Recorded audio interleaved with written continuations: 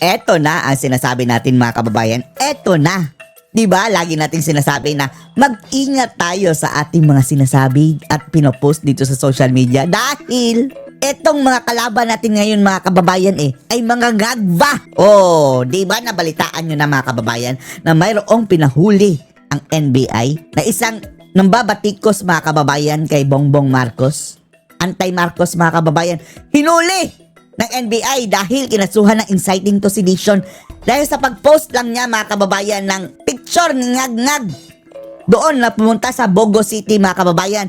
Nilagyan na ng arrow yung salitang Bogo. Oh. Bogo mga kababayan sa Bisaya at sa Cebuano. Bobo. Bugo. Oh, ganyan mga kababayan. Bobo.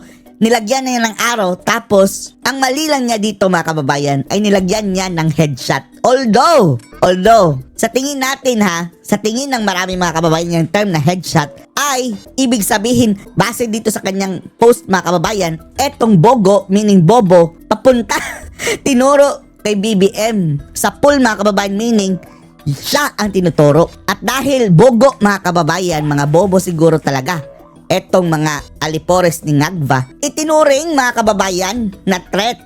Etong post niya, Diyos ko Lord. Oh, mga bobo nga sila mga kababayan, no? Hindi nila nakuha mga kababayan yung mensahe. Gayon pa man, hahanapan nila ng butas talaga mga kababayan dahil mga Ngagva ang mga yan Tatak Marcos mga kababayan ang panggigipit, pagsisilensyo, pangyuyurak mga kababayan sa malayang pananalita. Pero hindi nagpapatinag dito mga kababayan ang ating matapang na OFW na kababayan na si Dean Chase. Dahil hindi lang yan ni-repost mga kababayan, kanya pa itong dinagdagan. At nandun din mga kababayan ang word na ikinakulong nitong si Mike Romero mga kababayan na word na headshot. Pinost ni Dean Chase mga kababayan. Sana nga hindi makasuhan dito si Dean Chase mga kababayan pero alam ni Dean Chase ang kanyang karapatan mga kababayan Abogado itong si Dean Chase. Eto boom! Nirepost niya mga kababayan sa Facebook page ni Dean Chase. Nirepost niya mga kababayan. Eto po si Dean Chase mga kababayan hashtag, alam nyo na. Huwag na lang natin babanggitin, baka madamay tayo. Pero, hindi lang bogo mga kababayan ang sabi ni Dean Chase dito sa kanyang post na nilagyan ng arrow. Dahil bukod pa dyan mga kababayan, sa pool din daw. Sa pool na lang ang ating word na mga kababayan na gagamitin. Huwag na lang yung ikinakulong ng post. Sabi ni Dean Chase, unang-una, bogo means bobo. Arrow sa pool. Anay sa pool, ugok sa pool, niwi sa pool, tarantado sa pool, magnanakaw sa pool, gago sa pool, adik sa pulburon sa pool, abnormal sa pool.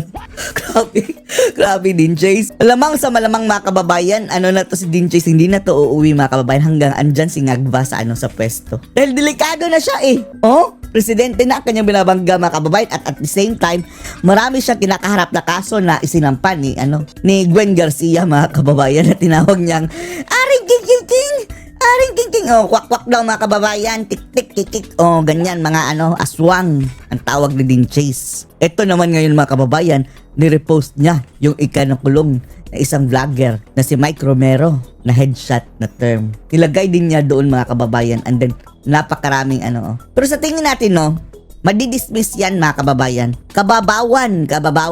Isipin nyo na lang nauna pa nakulong mga kababayan ang vlogger na nambabatikos kay Marcos na Klaro-klaro naman ang kanyang ibig sabihin dyan mga kababayan ay word na bogo. Sa pool kay Marcos. Siya pa naunang nakulong kaysa sa mga kawatan sa gobyerno nagnakaw ng bilyon mga kababayan at trilyon. Mga sindikato, mga drug lord. Wala tayong nakitang significant mga kababayan na drug lord na sa kote. Mga leader ng mga sindikato, leader ng mga kriminal. Etong nag-bash kay Marcos mga kababayan na una pang nakulong sa administrasyon ni Bongbong Bongbong. Orin niyo po Himas rehas ngayon ng isang vlogger at DDS supporter sa Pagadian City. DDS, kaya mag-ingat kayo mga kababayan sa pagre-repost. And then, mag-ingat, isa pang pag-iingat mga kababayan na isa-suggest natin yung mga nagtatanim ng mga mga kababayan mga fake news, yung mga bangag mga kababayan, sila ang nagpapakalat. Example, yung mga seditious na mga mga kababayan, quote cards, mga lalo-lalo na mga quote cards. Hindi umano sinabi ni Ngagva o sino mang mga andyan sa Bagoong Pilipinas mga kababayan. Tapos, ang aim nila dyan mga kababayan, na i-screenshot ninyo o i-download tapos nire-repost. And then once na ma-repost nyo yan mga kababayan, hahabulin na kayo ng itong mga NBI ng animal. Akala natin mga kababayan, nag-resign na yan si Santiago. Andyan pa rin, naghahasik pa rin mga kababayan. Lagi yan nanggigipit ng mga vlogger. Yan ang specialty niya. Nag-upload kasi siya ng pagbabanta laban kay PBBM. Pagbabanta ba yun? Ang detalye sa Sinabi ba niya na i-headshot niya? Word lang naman yun di ba? Tapos, base sa kanyang post mga kababayan overall, yung word na bogo mga kababayan means bobo. Yan ang sumapol kay BBM sa ulo. Hindi naman sabing bullet. gender report ni Ryan Reloban ng Abante. Go Lord, kababawan. Ganito na mga kababayan, silent martial law na ito. Naaresto ng mga Huwag kang mag-alala. Pagpatuloy mo lang yan, iho. Hindi siya kayang mga kababayan. Pagdating nito sa Korte Suprema, wala to. Dismiss ito mga kababayan. tauhan ng National Bureau of Investigation or NBI sa Pagadian City. Huwag kang matakot. Ang isang individual na nag-upload ng litrato ni Pangulong Bongbong Marcos na may headshot. Kinilalang naaresto na si Michael P. Romero o Bogo may bogo kasi doon mga kababayan means bobo. Inaro si BBM. Sa pool sa ulo si BBM mga kababayan sa word na bogo, bobo. yes, Mike Romero. Kung hindi nila na-gets yung sarcasm doon mga kababayan, is bobo nga sila. Napapatunayan lang mga kababayan ang kanilang Kung kabobohan. saan binisita natin ang kanyang Facebook page na makikita O dumami ang kanyang followers mga kababayan. I-subscribe nyo. Hanapin nyo ito mga kababayan, i-subscribe nyo. Suklian natin ang kanyang na katapangan. isa siyang pop singer, DDS supporter mula 2014 at technology devices expert. Pop singer pa Sa siya, no? pagsisiyasat ng NBI, maraming post na ang nasabing suspect laban sa mga programang ginagawa ng administrasyon. So ayaw ninyo yan? Balat sibuyas itong mga Ngagva mga kababayan, no? Ayaw nilang punahin. Gusto nilang hayaan lang natin sila mga kababayan sa kanilang mga kabalbalan. Pero sa post niya na burado na noong October 3, 2025, nagpost si alias Mike Romero ng larawan Mayroon bang ganito mga kababayan? Bakit naka-highlight ng yellow? Inedit na ba yan? ng Pangulo na kuha sa pagbisita nito sa Eto Natabunan lang mga kababayan ng kamay. Bogo City sa Cebu matapos Mayroon palang mga kababayan, mayroong nagsumbong-sumbong kay Bonggang Bongbong. In-screenshot mga kababayan, if anything happens to the President Bongbong, pakihanap yan. Wow! Mayroon palang nag-screenshot mga kababayan. Parang sinet up ito. Cebu matapos ang magnitude 6.9 na lindol. Makikita na nilagyan ng araw ang ulo Nasaan na ang mga human rights defender? Kapag human rights lang na mga kababayan ng mga yellow, dilawan, makakaliwa, dyan lang sila ma-activate. Tapos ganito Maria Ressa, ano tingin mo dito? Kababawan mga kababayan, kinulong ng ni NBI. Pangulong Marcos Jr. at may caption ng post na headshot. Ayon kay NBI Director Jaime Santiago, Paano na to si Dean Chase mga kababayan? Huhulihin nyo rin. Pwede ba itong hulihin mga kababayan? Hindi no. Kung si Dean Chase mga kababayan, andun sa Amerika, baka US citizen na ito. Wala nang jurisdiction siguro mga kababayan yung Pero kung inciting to sedition mga kababayan, wala kasi yung, ewan lang natin. Maybe it goes beyond jurisdiction. Ewan lang natin. Sana hindi na.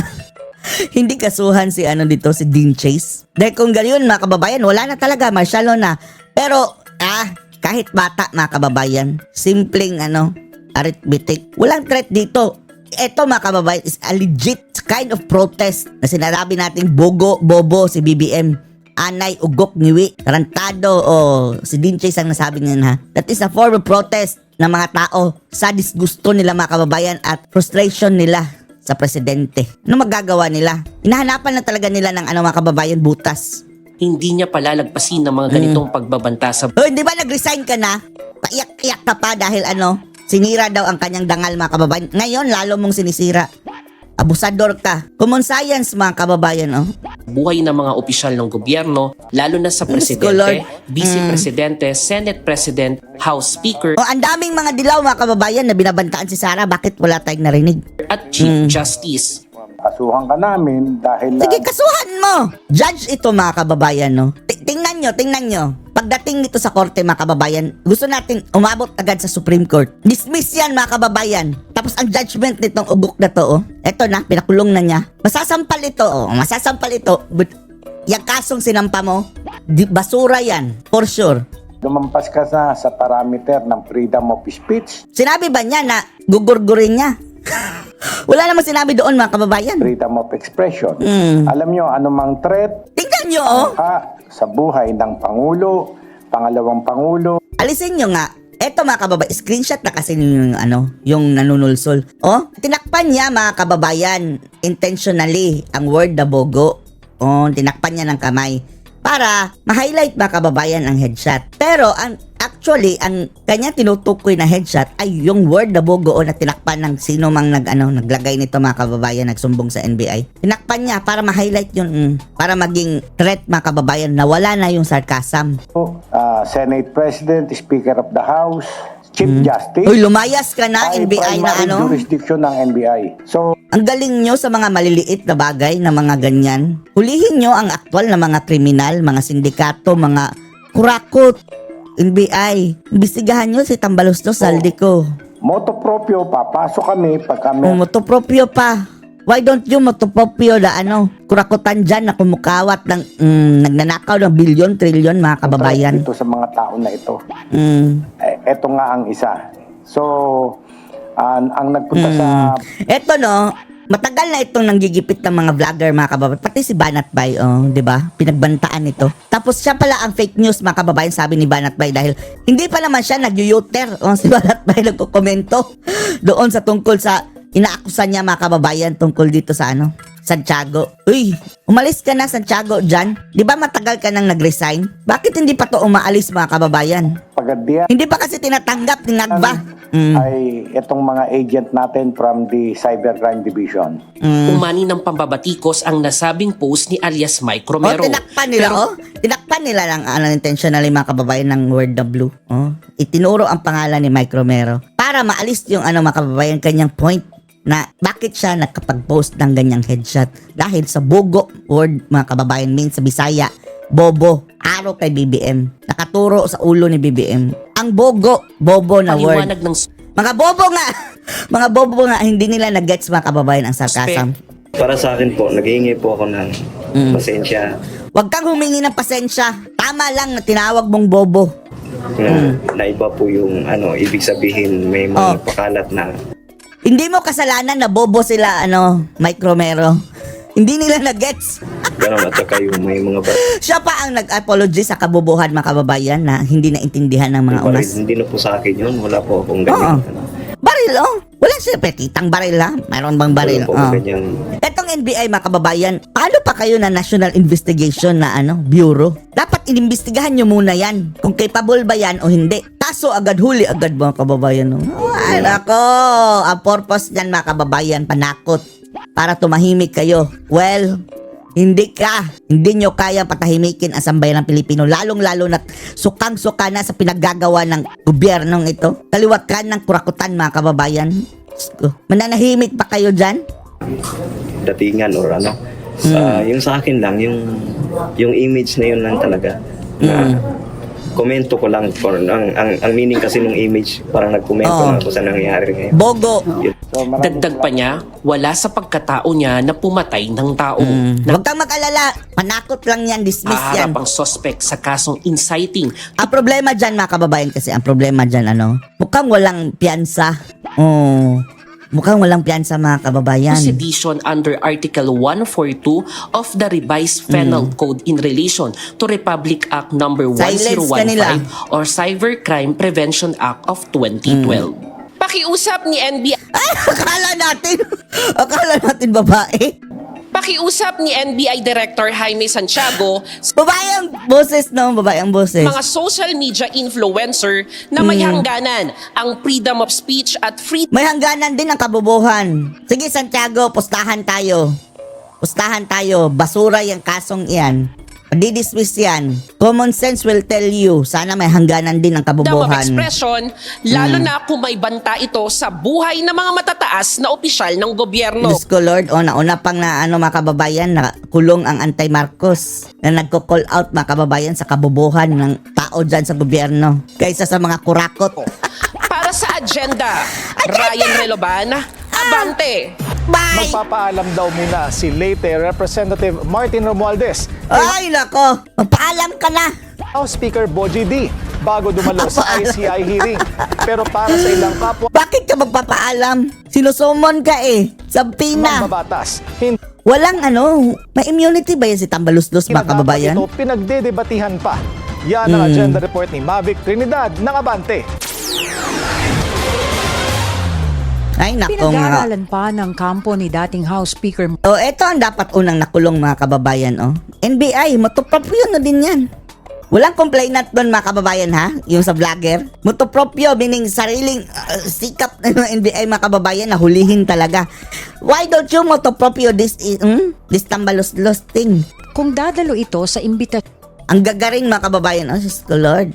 Bida-bida si Dingbaksha Queen, mga ito kababayan. sa imbitasyon ng Independent Commission Ay, for nako. Infrastructure Ilang maleta, Tambaluslos, ilang maleta. o ICI. Ayon sa tanggapan Ang ni taba na, Romualdez, posibleng ipaalam muna niya ito kay House Speaker Bogie D bilang courtesy Palusot na naman, mga kababayan. Paalam sa kanyang, by the way, si Tambaluslos pala. Namili, ha?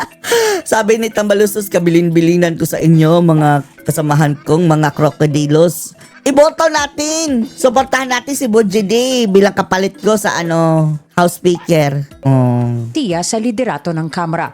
Sa liham ni Yun pa rin. ICI Chairman Retired Justice Andres Reyes, pagpapaliwanagin ng komisyon si Romualdez kaugnay ng kanyang nalalaman sa Paliwanag lang, syempre, mga kababayan, magpapalusot yan. Case build up na, mga kababayan. Hoy, NBI. kontrobersyal na budget insertions at sa umano'y maanumalyang flood control projects. Kailangan daw Wala siya din yan, mga kababayan, dahil sikreto yan eh. Yung ICI, hindi daw isa sa publiko, mga kababayan. And then, ang nasa likod yan, ang bossing nila, mga kababayan, si Marcos. Dahil nabuo ang ICI na yan, mga kababayan, via executive order ng presidente. Pwede rin niya bawiin ng executive order. Ang presidente din ang pwedeng magbawi dyan, mga kababayan.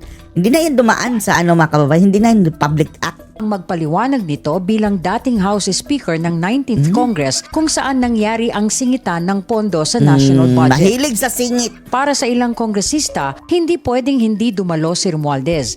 Sabi ni Bacolod Representative Albi Benitez, kung walang tinatago si Romualdez Oo nga, no.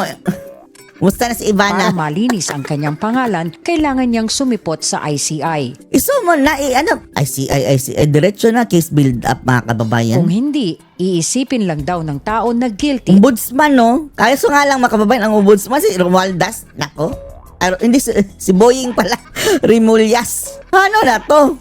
ang dating speaker. Kakampi Pero pa nila, magiging mga kababayan. makabuluhan pa nga ba kung dumaluman o hindi ang isa sa mga main character sa skandalong ito? Ano ito? Optional na lang itong mga suspect, mga kababayan? Magmamakaawa pa tayo sa suspect at dadalo sila. O Diyos ko. para kay ACT Teachers Party List Representative Oh, grabe. Ito talagang media, mga kababayan. No? Ang lagi nilang hinihingan, ang lagi nilang binibida. Itong mga, Diyos ko, mga makakaliwang, mga walang silbi, mga kababayan sa bayan. Ito, kumelected, mga kababayan.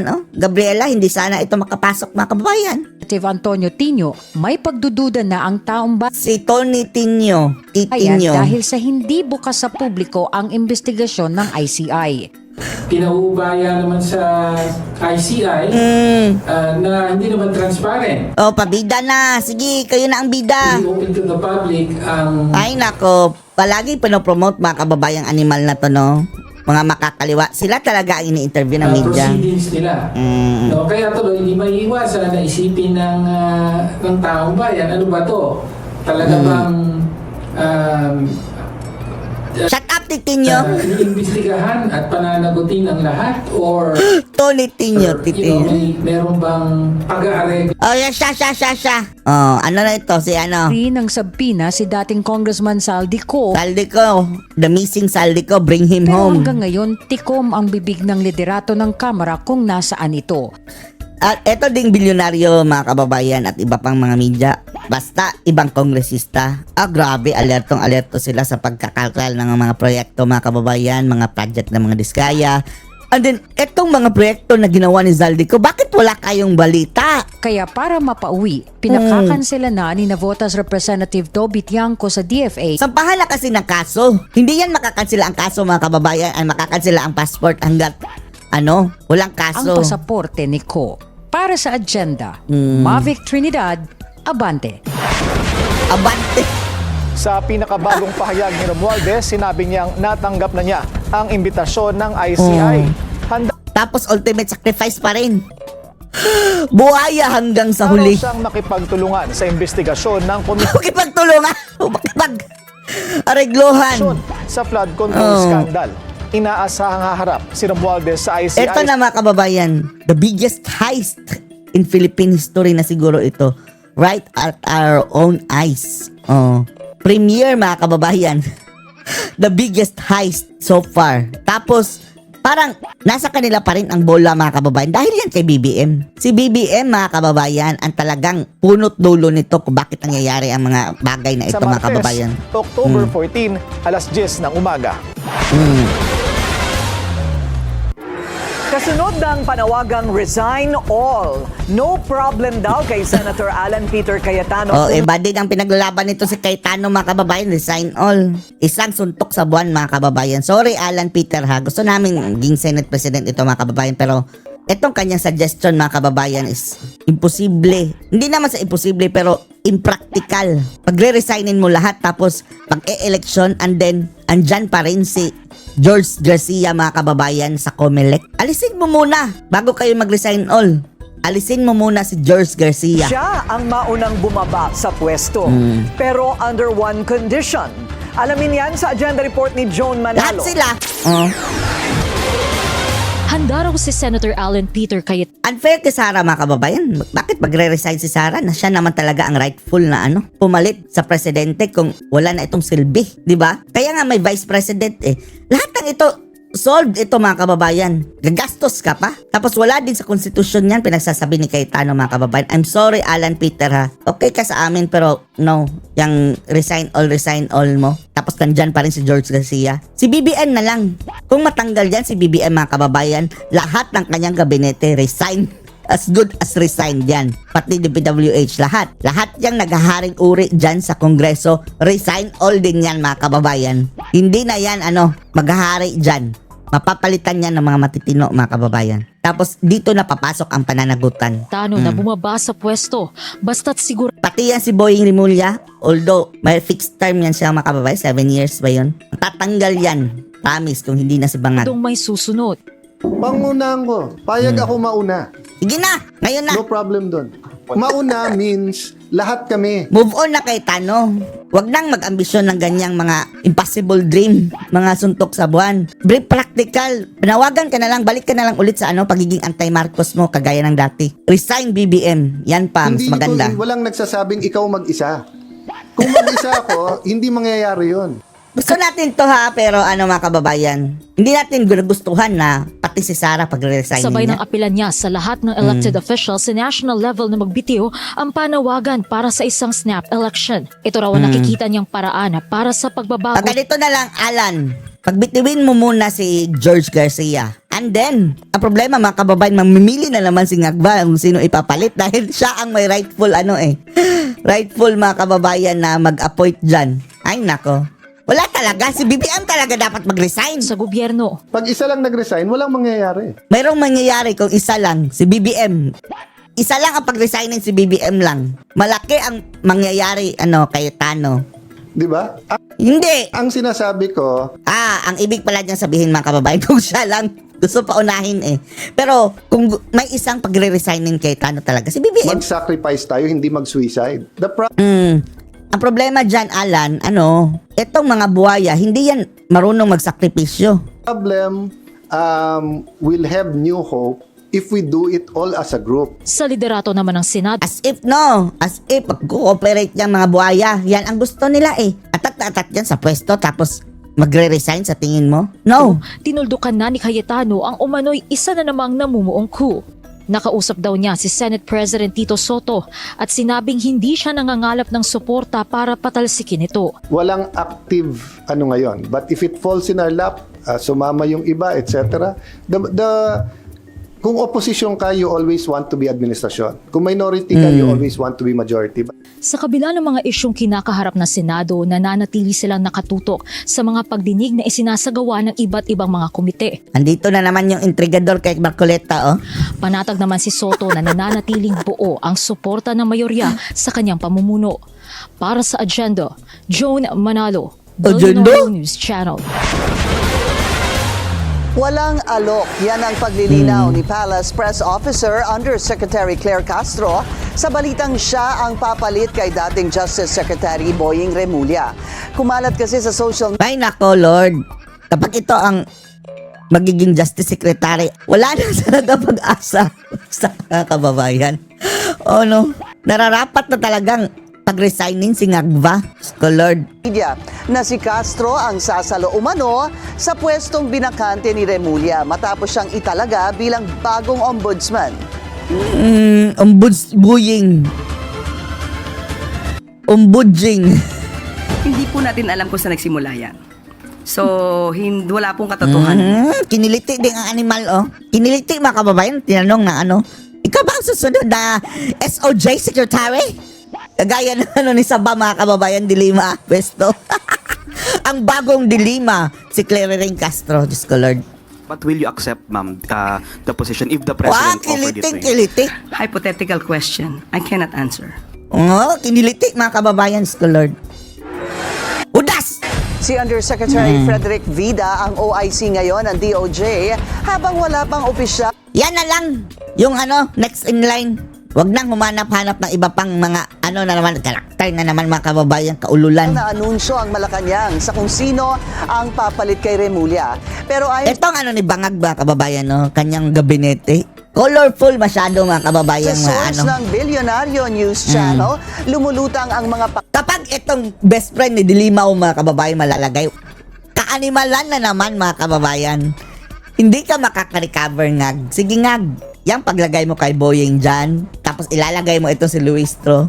Pagbaba mo, Ngag, sa 2028, Ngag, basura ka pa sa basura. Hindi ka na talagang, wala ka na, wala nang matitira sa'yo. May panahon ko pa, magpanahon pa ito si BBM, mga kababayan, na ano. Ngalan. At least, na mabawasan ng konti ang galit ng mga tao sa kanya. Magtino. Maglagay ng mga tao matitino, mga kababayan, hindi abusado. Alisin, sa ngalan na nilagay doon si Boying, wala na. Tapos, ilalagay mo ito si Luis. na Diyos ko, former Lord. Chief Justice Pray over, o pera ng taong bayan, bigay. O pray over, Diyos ko, Lord. As if sa kanya galing ang pera. Nag-pray over pang animal, mga kababayan. Yun pala pera, yun ang ano, taong bayan. Gobyerno, ginamit nila, mga kababayan, sa eleksyon. Diosdado Peralta, DOJ Undersecretaries Jojo Cadiz at Jessie Andres, former COA Chairperson Michael Aguinaldo, at Yan na lang, si Peralta. Ewan na natin kung ano yan, pero at least, mga kababayan, Chief Justice. Batangas Representative Jervil Luistro. Ipinauubayan na ng Malacanang sa ICI kung bubuksan ito ang kanilang mga flood control hearings sa publiko. Pero Ayaw nila, mga kababayan, ibuksan. I-live stream yan. Aralan daw ng palasyo ang ilang panukala para palakasin ang kapangyarihan ng komisyon. Narito ang agenda report ni Lyja Bonzo. Bukas daw ang palasyo na tingnan ng House Bills na may layong mas palakasin ang kapangyarihan ng ICI. Dapat po siguro makita muna ang Ayan na naman ang animal, mga kababayan, Laging bida ito, no? pinakadetalye para po mapag-aralan to at kung kinakailangan po mag-issue po ng certificate. Kung magiging DOJ Secretary din ito, mga kababayan, at least makaalis siya dyan, no? Hindi natin makikita araw-araw. Mababawasan ang ating kabuisitan araw-araw, mga kababayan. Pero, delikado din, mga kababayan. Ang bansa rin ang delikado niyan kapag DOJ Secretary ito. For urgency? Bukas daw ang Pangulo na i-certify ito as urgent. Oras na matapos nitong basahin ang nilalaman ng mga panukala. Basahin! Ay, nako, kagaya ng sinabi niya, mga kababayan. Binasa ko ang lampas 4,000 daw pages, mga kababayan. Wala daw siya nakitang blanco. Ilang ulit pa lang binasa? Yun pa? Wow! Sige nga, basahin mo nga yan. Sa Senado, may panukala si Senator Alan Peter Cayetano na buksan ng ICI hearing sa publiko. Yun yung isang suggestion. Oo nga, dahil transparency mo kaya. Will they allow X number of media, let's say 10, 15 a day, O 5 from TV, 5 from radio, 5 from print, or mas marami sa print. Giit ni Cayetano Live streaming kagaya ng ginagawa mga kababayan sa yung live ng Senate probe. paano raw paniniwalaan ng tao ang mga hakbangin ng ICI kung hindi nito nasusubaybayan ang aktwal na mga pagdinig. Kaya If nga, you ask me, lagyan ng isang representative ng Catholic bishops, isa from the board Catholic bishop na yung mga mga kababayan, mga pare na mga partisan. Kahit wala na, i-live stream na lang. lagyan nila ng plano. Matagal nang may kahilingan na buksan ng ICI sa publiko ang mga pagdinig nito. Ang Iglesia ni Cristo, sinabing kailangang bukas at dapat masaksihan ng sambayanan ang I-live stream na lang. sinasagawang investigasyon. Dahil pera ng taong bayan mga kababayan, tapos wala tayong karapatang malaman yon kung saan na lustay. Ganyan din ang posisyon ng CBCP. Para naman sa palasyo, ang desisyong ito ay nakasalalay na sa ICI bilang independent body at hindi nito kailangan ng basbas ng Pangulo. Sige, ang kapal ng pagmumukha nyo kung itatago nyo yan. Mawawalan kayo ng kredibilidad talaga. Malay ba natin kung nagka-areglohan dyan mga kababayan? Para sa agenda, Elijah Bonzo, Billionaire News Channel. Wala sa unang 5 pinagpipiliang senador ang tumanggap ng hamon na pamunuan ng Senate Blue Ribbon Committee. Kaya Ang Lovender mga kababayan na nakakuha. man itinalaga ngayon bilang acting chairman si Senador Erwin Tulfo. Ay, Ang Diyos ko, detalye sa Lord. agenda report ni Joan Manalo. Sometimes, you have to bend the law. Feel. Magiging ito mga kababayan, parang radyo ito. Awayan ng kabit. Sinified Senator Erwin Tulfo ang tatayong acting chairman ng Senate Blue Ribbon Committee. Ito Nako, grabing pambibend dito mga ay kababayan. nanunsyo ni Senate President Tito Soto ngayong araw. Kaliwat ka ng pamamaluktot ito ng batas. And I made sure that Isa pa tong one ball mga kababayan. and he did accept it. So sabi lang niya sa akin, Kindat. Sige, kindat. tingnan na ha. Wala raw kasi sa 5 potential successor ni Senator Ping Lacson ang tumanggap Ay, Diyos ng ko, posisyon Lord. sa ngayon. Otomatiko raw nahahalili bilang acting chair si Senator Erwin. Yan? Bending dalo na Siya naman ang yan. nag-iisang vice chair ng komite. Ay. Ang mga ito ay sina Senators JV Ejercito, Raffy Tulfo, Pia Cayetano, Pati si Rapi Tulfo atras mga Kiko kababayan. Pangilinan at Risa Ontiveros. Sinasabi nila is very busy sila doon sa mga hearings nila eh. Andyan na si Marcoleta, tinanggalan nyo. Wala naman sigurong mga kababayan, no? Parang tradition lang naman nga nila na minority ka, hindi ka hahawak ng committee. Pero wala naman talaga, hindi yan nakataga sa bato na hindi pwede. Ibalik na si Marcoleta. Halos lahat, 2-3 committee Pero na hinahawakan nila na very, very important committee, major committees. dagdag din ng Senate President, hindi naman itinigil ang Blue Ribbon Committee hearings sa flood control scandal. Indefinitely, as good as tigil na rin yan mga kababayan, kagaya ng PDEA leaks. Di ba? Hindi naman in-adjourn yung PDEA leaks siguro, di ba? Wala lang. Stoppage. Sa kabila ng sinasabi ni Senator Amy Marcos na Mangga, naundot na raw ito, hindi rin daw mawawala Ang haba ng mga babad. isusumite nilang dokumento at findings sa ICI. The Blue Ribbon Pinaglihi ka ba kay Renato? is always alive. It's always alive eh. Uy, layas na. Layas dyan, tutak. The only committee Tutak, na, soto. na may motu proprio powers eh. It doesn't mean that because sa break Ayan si Bitoy. o nasa iba Kumpleto na mga komedyante. Andun si Bitoy. Andito ang Ito Soto mga kababayan. Itbulaga. it doesn't mean that the Senate is not working. The reason we have this break is so that the committee Tapos ang kanilang iimbitahin mga kababayan si Renato Babalo. hearings continue. Habang acting chairman si Senator Erwin, magiging ex-officio member naman ng Blue Ribbon Committee si Senator Lacson matapos nitong magbitiw sa posisyon. Para sa agenda, Joan Manalo, Ay, Bernardo naku. News Channel. Bahala kayo sa buhay nyo. Anong masasabi nyo dito mga kababayan? Post comments below.